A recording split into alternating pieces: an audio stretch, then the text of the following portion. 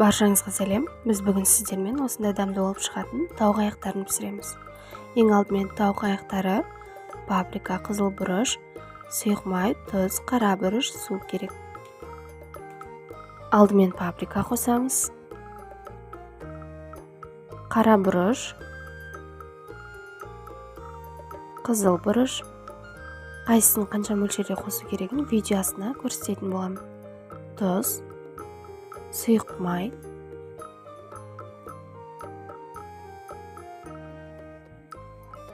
және етіміздің бетін жабатындай су.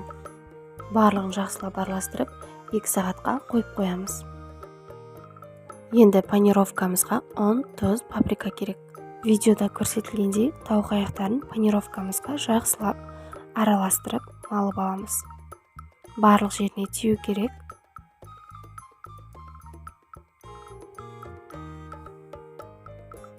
Келесі кезекте сұйық қиярды жасау үшін жұмыртқа, ұн, тұз, су қосатын боламыз.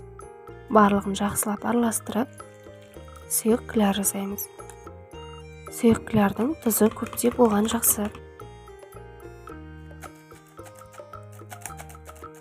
Сұйықтау болып кетсе, тағы да ұн қосып қоюлатуға болады.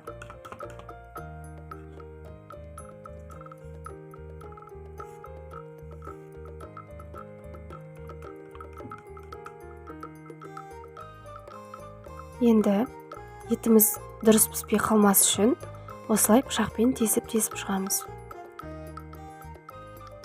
Бірінші сұйық қиярға батырып, келесі таза ұнға салып, майға қуырып ала береміз.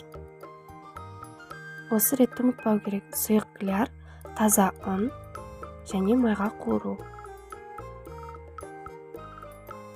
Баяу отта пісіретін боламыз. 10-15 минутта.